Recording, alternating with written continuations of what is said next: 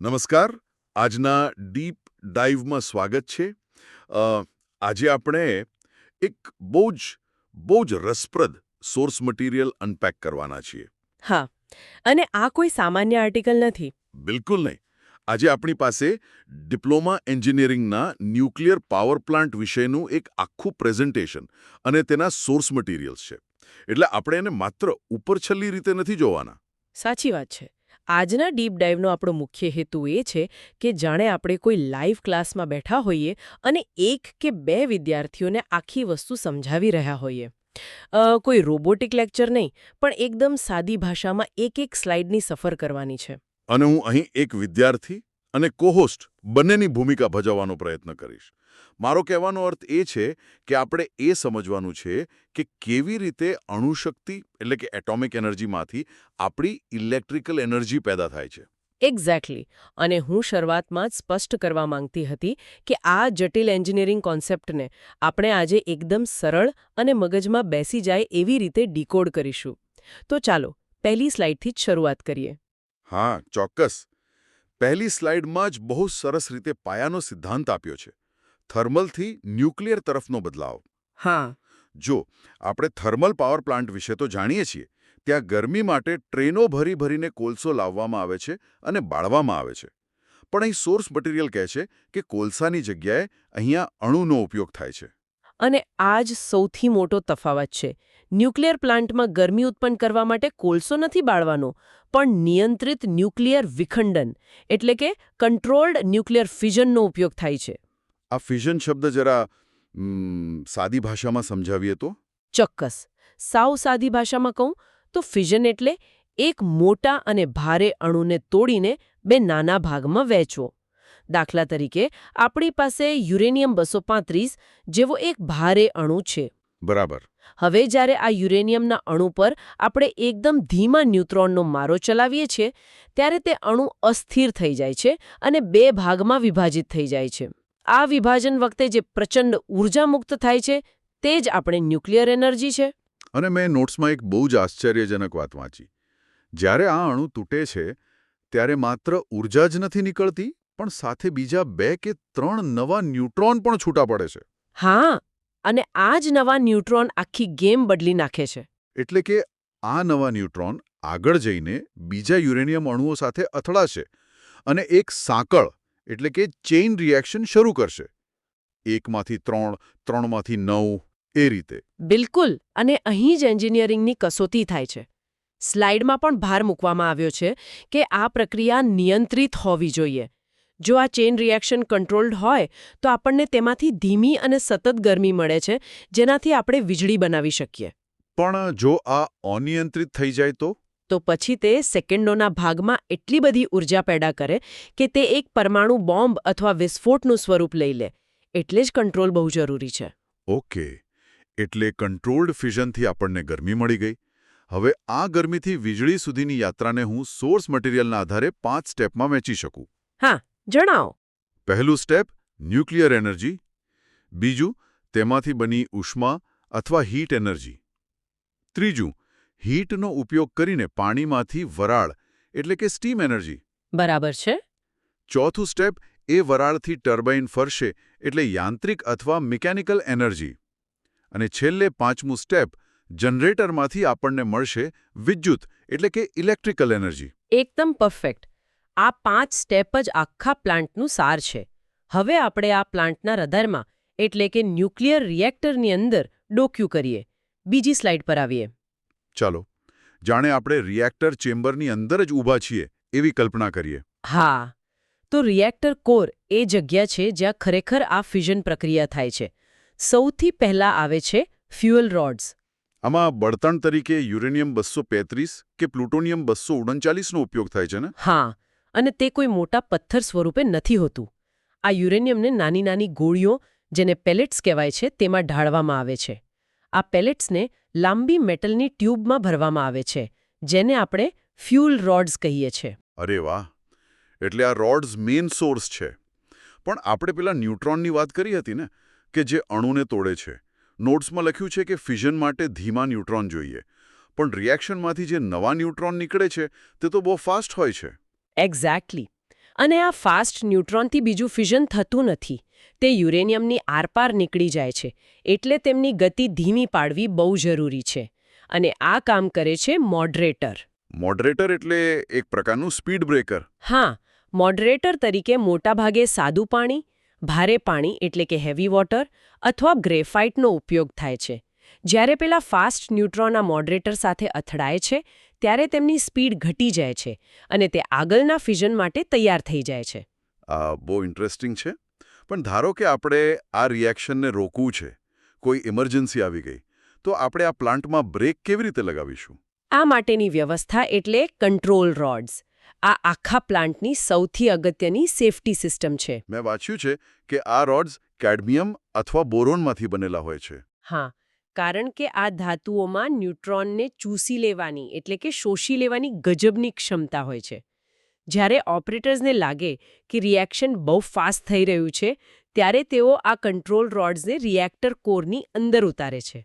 એટલે આ રોડ્સ પેલા ફ્રી ન્યુટ્રોનને ખાઈ જશે? હા, બિલકુલ. ન્યુટ્રોન જ નહીં રહે તો આગળ ચેન રિએક્શન જ નહીં થાય અને પાવર લેવલ નીચે આવી જશે. જો ઇમરજન્સીમાં તાત્કાલિક પ્લાન્ટ બંધ કરવો હોય તો આ બધા રોડ્સને એક સાથે અંદર પાડી દેવામાં આવે છે, જેથી રિએક્શન તરત જ શટડાઉન થઈ જાય. જેને સ્ક્રેમ કહેવાય છે. હા. ઓકે, હવે ગરમી તો પેદા થઈ ગઈ, પણ આ રિએક્ટર કોર અત્યંત ગરમ હોય છે. જો એ ગરમી ત્યાં જ રહે તો બધું પીગળી જાય. એટલે જ ત્યાં કુલન્ટનો ઉપયોગ થાય છે. કુલન્ટ એટલે એવું પ્રવાહી જે મોટાભાગે પાણી કે પ્રવાહી સોડિયમ હોય છે, જે આ ફ્યુઅલ રોડ્સની આસપાસ સતત ફરતું રહે છે. અને તે રોડ્સની ગરમી પોતાની અંદર ખેંચી લે છે. બિલકુલ. આ કુલન્ટ રિએક્ટર કોરમાંથી પસાર થાય છે, ગરમી શોષી લે છે અને પછી એ ગરમી લઈને રિએક્ટરની બહાર આવે છે. આને આપણે પ્રાઇમરી લૂપ કહીશું. હવે ત્રીજી સ્લાઇડ તરફ જઈએ. Steam generation. મને એક પ્રશ્ન થતો હતો કે જો આ કુલન્ટ તરીકે પાણી હોય અને તે આટલું બધું ગરમ હોય તો તે વરાળ કેમ નથી બની જતું? આ બહુ જ સ્માર્ટ સવાલ છે અને તેનો જવાબ છે પ્રચંડ દબાણ. પ્રાઇમરી લૂપમાં પાણી પર એટલું બધું દબાણ રાખવામાં આવે છે કે તે 300 ડિગ્રી સેલ્સિયસ પર પણ ઉકળતું નથી, પ્રવાહી જ રહે છે. ઓકે, સમજી ગયો. હવે આ અત્યંત ગરમ પણ પ્રવાહી કુલન્ટ સ્ટીમ જનરેટરમાં પ્રવેશે છે. હા, અને અહીં એક બીજી પાઇપલાઇન હોય છે, સેકન્ડરી લૂપ, જેમાં સામાન્ય પાણી હોય છે. એટલે પેલા ગરમ કુલન્ટની ગરમી આ સામાન્ય પાણીને મળે છે અને આ સામાન્ય પાણી ઉકળીને ઉચ્ચ દબાણવાળી વરાળમાં રૂપાંતરિત થાય છે. પરફેક્ટ. અને ખાસ નોંધવા જેવી વાત એ છે કે આ બંને પાણી ક્યારેય એકબીજામાં ભળતા નથી. પ્રાઇમરી કુલન્ટમાં રેડિયેશન હોઈ શકે એટલે તેને અલગ જ રાખવામાં આવે છે, માત્ર ગરમીની જ આપલે થાય છે. અને આ સ્વચ્છ વરાળ હવે જોરભેર સ્ટીમ ટર્બાઇન તરફ ધસી જાય છે. હા, હવે તો આગળની પ્રોસેસ તમને ખ્યાલ જ હશે. હા, જ્યારે આ હાઈ પ્રેશર વરાળ ટર્બાઇનની બ્લેડ્સ સાથે ટકરાય છે ત્યારે ટર્બાઇન હજારો આરપીએમની સ્પીડથી ગોળ ગોળ ફરે છે. આ થઈ યાંત્રિક ઉર્જા. અને આ ટર્બાઇનની શાફ્ટ સીધી જ જનરેટર સાથે જોડાયેલી હોય છે. ટર્બાઇન ફરશે એટલે જનરેટર ફરશે. અને જનરેટર ફરશે એટલે ચુંબકીય ક્ષેત્રના સિદ્ધાંત પ્રમાણે વિદ્યુત ઉર્જા એટલે કે આપણી વીજળી પેદા થશે, જે સીધી પાવર ગ્રીડમાં જશે. પણ અહીં એક બહુ જ મહત્વનો ભાગ બાકી રહી જાય છે. સ્લાઇડમાં કન્ડેન્સરની ભૂમિકા બતાવી છે. તમે વિચાર્યું છે કે ટર્બાઇન ફેરવ્યા પછી પેલી વરાળનું શું થાય છે? હા, મેં નોટ્સમાં જોયું હતું. આપણે વરાળને હવામાં નથી ઉડાડી દેતા. કન્ડેન્સર નામનું એક મોટું ડિવાઇસ હોય છે, જેમાં નદી કે દરિયાનું ઠંડુ પાણી ફરતું હોય છે. બરાબર. જ્યારે ટર્બાઇનમાંથી નીકળેલી પેલી વરાળ આ ઠંડી પાઇપ્સના સંપર્કમાં આવે છે ત્યારે તે ઠંડી પડીને ફરીથી પાણી બની જાય છે. હા, અને આ પાણી ફરીથી સ્ટીમ જનરેટરમાં જાય છે અને સાયકલ ચાલતી રહે છે. જો આપણે આ આખી મિકેનિઝમનું ફટાફટ રિવિઝન કરીએ, જાણે કે વિદ્યાર્થીઓને એક્ઝામ પહેલા યાદ રાખવું હોય. હા, 7 મુદ્દામાં આપણે રિવિઝન કરી શકીએ. પહેલું, રિએક્ટરમાં ફ્યુઝન થાય છે. બીજું, કુલન્ટ એ ગરમીને શોષી લે છે. ત્રીજું, આ ગરમ કુલન્ટ સ્ટીમ જનરેટરમાં જાય છે. ચોથું, ત્યાં સામાન્ય પાણી ગરમ થઈને વરાળ બને છે. પાંચમું, આ ઉચ્ચ દબાણવાળી વરાળ ટર્બાઇનને ફેરવે છે. છઠ્ઠું, ટર્બાઇન સાથે જોડાયેલું જનરેટર વીજળી બનાવે છે. અને છેલ્લે 7મું, કન્ડેન્સર તે વરાળને ઠંડી પાડીને પાછી પાણીમાં ફેરવી દે છે. આટલું યાદ રાખી લે એટલે આખી પ્રોસેસ ક્લિયર. ખરેખર બહુ જ સરળ રીતે સમજાઈ ગયું. હવે આપણે પ્રેઝન્ટેશનના અંતિમ ભાગ તરફ આવીએ, જેમાં ન્યુક્લિયર પાવર પ્લાન્ટની થર્મલ પ્લાન્ટ સાથેની સરખામણી, તેના ફાયદા, ગેરફાયદા અને સુરક્ષા વિશે વાત કરી છે. હા, ન્યુક્લિયર પ્લાન્ટના ફાયદા વિશે તમે શું નોંધ્યો? સૌથી મોટો ફાયદો તો એ છે કે થર્મલમાં આપણે ટ્રેનો ભરીને કોલસો જોઈએ, જ્યારે અહીં ન્યુક્લિયરમાં બળતણનો જથ્થો અત્યંત ઓછો જોઈએ છે. મેં વાંચ્યું કે એક નાનકડી આંગળીના ટેરવા જેટલી યુરેનિયમની પેલેટમાં 1 ટન કોલસા જેટલી ઉર્જા હોય છે. આને એનર્જી ડેન્સિટી કહેવાય છે. અને બીજો મોટો ફાયદો એ છે કે આ પ્લાન્ટમાંથી કોઈ ધુમાડો નથી નીકળતો, એટલે કે કાર્બન ડાયોક્સાઇડનું ઉત્સર્જન શૂન્ય છે. ગ્રીનહાઉસ ગેસ જ નહીં, ક્લાઇમેટ ચેન્જ માટે આ બહુ સારી બાબત છે. હા, પણ આપણે એક સંતુલિત ચર્ચા કરવાની છે, એટલે તેના ગેરફાયદા પણ જોવા પડે. ન્યુક્લિયર પ્લાન્ટ સ્થાપવાનો પ્રારંભિક ખર્ચ બહુ જ વધારે હોય છે. અબજો ડોલર અને દાયકાઓ લાગી જાય છે. અને પેલો કચરો, રેડિયો એક્ટિવ વેસ્ટ. એ જ સૌથી મોટી સમસ્યા છે. યુરેનિયમ વપરાઈ ગયા પછી જે કચરો વધે છે તે અત્યંત રેડિયો એક્ટિવ હોય છે અને તે હજારો વર્ષો સુધી એવો જ રહે છે. તેનો સુરક્ષિત નિકાલ કરવો એ આજની તારીખે પણ એન્જિનિયરિંગ માટે એક મોટો પડકાર છે.